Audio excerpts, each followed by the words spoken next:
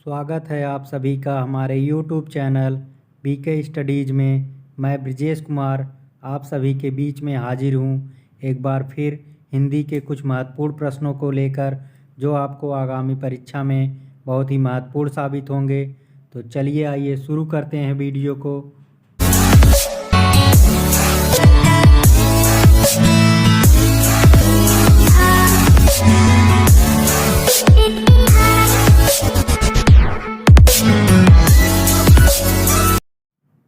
पहला प्रश्न है, हिंदी की उत्पत्ति किस अपभ्रंश से हुई है? ऑप्शन है ए मगधी अपभ्रंश, बी है सौरसेनी अपभ्रंश, सी है अर्धमागधी अपभ्रंश, डी है नागर अपभ्रंश। इसमें आपका सही आंसर है ऑप्शन नंबर बी, सौरसेनी अपभ्रंश से हिंदी की उत्पत्ति हुई है। अगला प्रश्न है, भाषा जिसे विश्व में सर्वाधिक लोग अपनी मातृभाषा समझकर बोलते हैं। ए है अरबी, बी है चीनी, सी है अंग्रेजी, डी है हिंदी। इसमें आपका सही आंसर है ऑप्शन नंबर बी, चीनी। अगला प्रश्न है, निम्नलिखित में से सर्वाधिक व्यक्तियों द्वारा बोली जाने वाली भाषा है। ए है हिंदी, बी है अंग्रेजी, सी है मंदारिन, डी है स्पेनी। इसमें आपका सही आंसर है ऑप्शन नंबर सी, मंदारिन सर्वाधिक व्यक्तियों द्वारा बोली जाने वाली भाषा है। अगला प्रश्न है, संसार की भाषाओं में हिंदी का कौन सा स्थान है? ए है पहला, बी है दूसरा, सी है तीसरा, डी है चौथा।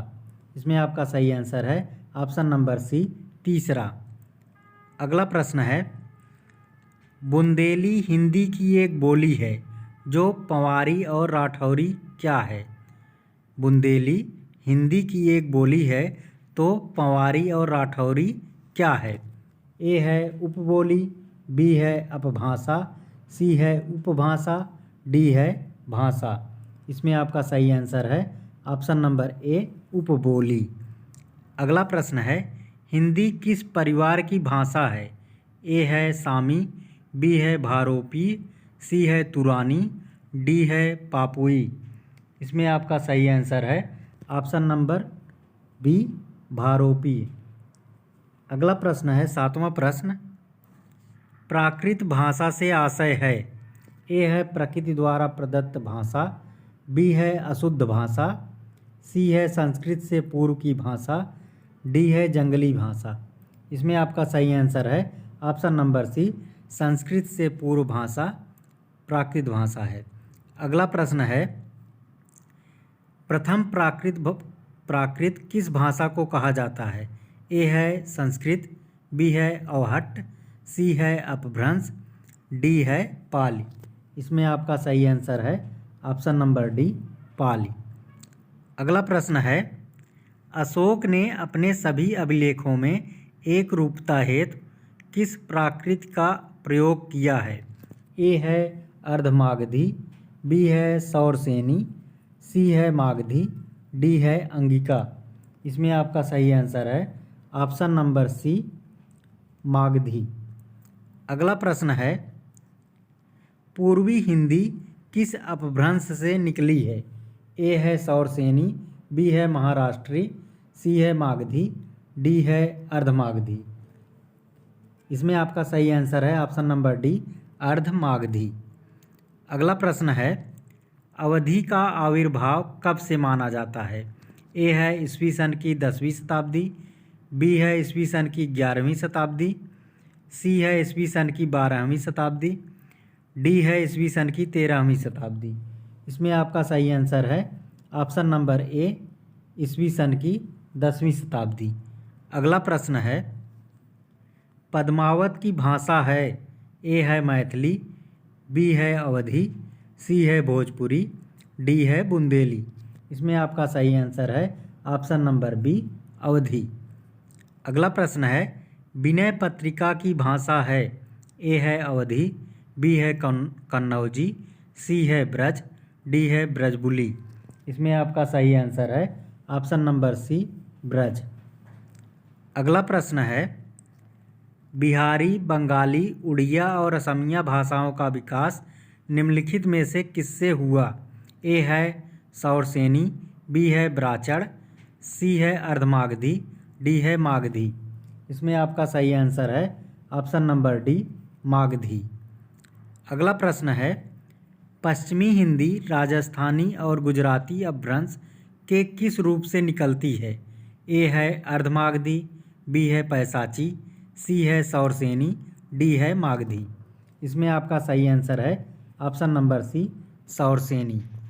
अगला प्रश्न है, ब्रज भाषा का विकास किससे हुआ है? ए है उपनागर, बी है मागधी, सी है सौरसेनी, डी है पैसाची। इसमें आपका सही आंसर है option number C, Shauraseni. Braj भाषा का विकास सौरसेनी से हुआ है।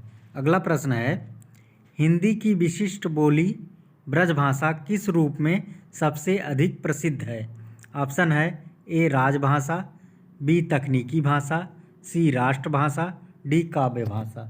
इसमें आपका सही आंसर है ऑप्शन नंबर डी, काव्य भाषा। अगला प्रश्न है, खड़ी बोली हिंदी का पूर्व रूप है? ए है मागधी, बी है अवहट्ट, सी है अर्धमागधी, डी है महाराष्ट्री।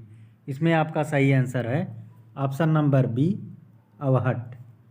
अगला प्रश्न है 19वां, अमीर खुसरो के काव्य में निम्नलिखित में से किस भाषा का परिनिष्ठित रूप दृष्टिगोचर होता है? ए है ब्रजभाषा, बी है अवधी, सी है अर्धमागधी, डी है कन्नौजी। इसमें आपका सही आंसर है ऑप्शन नंबर ए, ब्रजभाषा। अगला प्रश्न है, किसके शासनकाल में ब्रजभाषा की विशेष उन्नति हुई?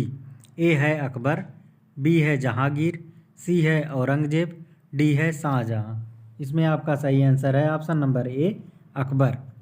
अगला प्रश्न है, सूरदास का काव्य किस भाषा में है? ए है मैथिली, बी है अवधी, सी है बुंदेली, डी है ब्रजभाषा। इसमें आपका सही आंसर है ऑप्शन नंबर डी, ब्रजभाषा। अगला प्रश्न है 22वां प्रश्न है, निम्नलिखित में से किस बोली का अपना कोई साहित्य नहीं है? ए है अवधी, बी है ब्रजभाषा, सी है कुमायूनी, डी है बघेली। इसमें आपका सही आंसर है ऑप्शन नंबर डी, बघेली। अगला प्रश्न है, पूर्वी हिंदी की बोली है? ए है बुंदेली, बी है बघेली, सी है कन्नौजी, डी है बांगरू। इसमें आपका सही आंसर है ऑप्शन नंबर बी, बघेली। अगला प्रश्न है, पूर्वी हिंदी किस अपभ्रंश से निकली है? ए है सौरसेनी, बी है महाराष्ट्री, सी है मागधी, डी है अर्धमागधी। इसमें आपका सही आंसर है ऑप्शन नंबर डी, अर्धमागधी। अगला प्रश्न है, बिहारी, बंगाली, उड़िया और असमिया भाषाओं का विकास किससे हुआ है? ए है मागधी, बी है ब्राचड़, सी है अर्धमागधी, डी है सौरसेनी। इसमें आपका सही आंसर है ऑप्शन नंबर ए, मागधी। अगला प्रश्न है, बिहारी की 3 बोलियां हैं। ए है मैथिली, मगही और भोजपुरी, बी है मेवाती, हाड़ौती और मेवाड़ी, सी है अवधी, बघेली और छत्तीसगढ़ी, डी है कुमायूनी, गढ़वाली और नेपाली। इसमें आपका सही आंसर है option number A, Maithili, Magahi और भोजपुरी। अगला प्रश्न है, निम्नलिखित में से कौन सी बोली अथवा भाषा हिंदी के अंतर्गत नहीं आती? ए है अवधी, बी है कन्नौजी, सी है बांगरू, डी है तेलुगु। इसमें आपका सही आंसर है ऑप्शन नंबर डी, तेलुगु। अगला प्रश्न है, आर्य शब्द इंगित करता है? ए है नृजात समूह को, बी है यायावरी जन को, सी है भाषा समूह को, डी है श्रेष्ठ वंश को। इसमें आपका सही आंसर है ऑप्शन नंबर डी, श्रेष्ठ वंश को। अगला प्रश्न है, अपभ्रंश और हिंदी के बीच के समय को क्या कहते हैं? ए है संक्रांति काल, बी है मागधी अपभ्रंश, सी है सौरसेनी अपभ्रंश, डी है परिनिष्ठित अपभ्रंश। इसमें आपका सही आंसर है ऑप्शन नंबर ए, संक्रांति काल। अगला प्रश्न है, सामान्य अर्थ में हिंदी के अंतर्गत कितनी बोलियां हैं? ए है 10, बी है 20, सी है 30, डी है 18। इसमें आपका सही आंसर है ऑप्शन नंबर डी 18। अगला प्रश्न है काव्याभिव्यक्त व्यक्ति के रूप में उर्दू का प्रयोग करने वाला पहला लेखक था। ए है अमीर खुसरो, बी है मिर्ज़ा गालिब, सी है बहादुर शाह जफर, डी है फैज। इसमें आपका सही आंसर है ऑप्शन नंबर ए अमीर खुसरो काव्याभिव्यक्ति के रूप में उर्दू का प्रयोग करने वाला पहला लेखक है। अगला प्रश्न है कश्मीर में राजभाषा है। ए हिंदी, बी उर्दू, सी दरद, डी अंग्रेजी। इसमें आपका सही आंसर है ऑप्शन नंबर बी उर्दू। अगला प्रश्न है उर्दू किस भाषा का शब्द है। ए अरबी, बी फारसी, सी तुर्की, डी ईरानी। इसमें आपका सही आंसर है ऑप्शन नंबर सी तुर्की। अगला प्रश्न है निम्नलिखित में से कौन एक सूफी कवि नहीं था। ए है कुतुबन, बी है जायसी, सी है अमीर हसन, डी है अमीर खुसरो। इसमें आपका सही आंसर है ऑप्शन नंबर डी अमीर खुसरो। अगला प्रश्न है निम्नलिखित मुसलमान विद्वानों में से हिंदी साहित्य के लिए किसका सबसे अधिक महत्वपूर्ण योगदान है। ए है अबुल फजल, बी है फैजी, सी है अब्दुल रहीम खान खाना, डी है अब्दुल कादिर बदायूनी। इसमें आपका सही आंसर है ऑप्शन नंबर सी अब्दुल रहीम खान खाना। अगला प्रश्न है पुष्टि मार्ग के दर्शन का प्रारंभ किसने किया। ए है वल्लभाचार्य, बी है कबीर, सी है सूरदास, डी है तुलसीदास। इसमें आपका सही आंसर है ऑप्शन नंबर ए वल्लभाचार्य। अगला प्रश्न है हिंदी का प्राचीनतम रूप मिलता है। ए है ऋग्वेद में, बी है सामवेद में, सी है यजुर्वेद में, डी है अथर्ववेद में। इसमें आपका सही आंसर है ऑप्शन नंबर ए ऋग्वेद में।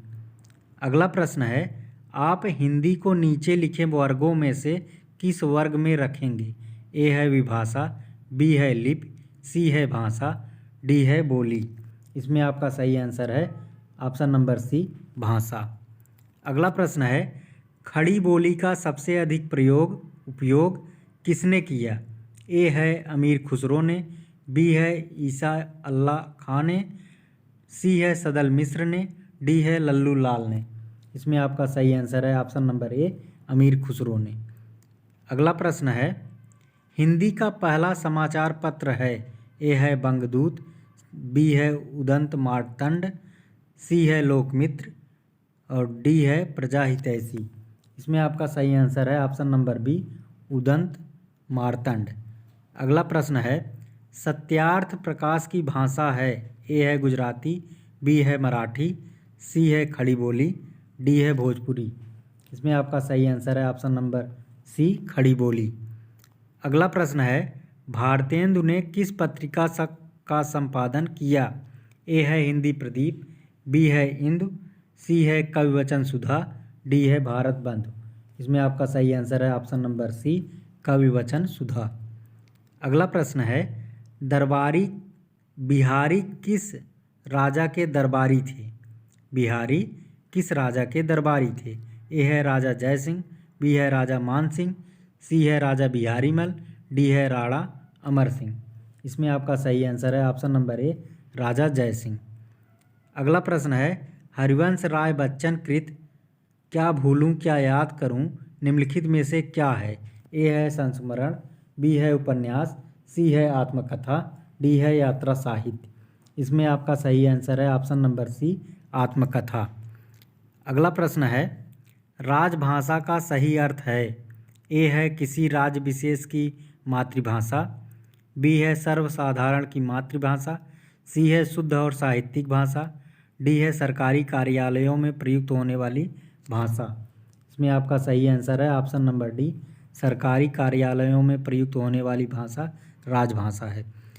अगला प्रश्न है संविधान के किस अनुच्छेद में कहा गया है कि संघ की राजभाषा हिंदी और लिपि देवनागरी होगी। ए है 343, बी है 344, सी है 345, डी है 346। इसमें आपका सही आंसर है ऑप्शन नंबर ए 343। अगला प्रश्न है संविधान के अनुच्छेद 343 के अनुसार कितनी अवधि के लिए संघ शासकीय प्रयोजनों के लिए अंग्रेजी भाषा का प्रयोग करता रहेगा? ए है 10 वर्ष, बी है 15 वर्ष, सी है 20 वर्ष, डी है 30 वर्ष। इसमें आपका सही आंसर है ऑप्शन नंबर बी 15 वर्ष।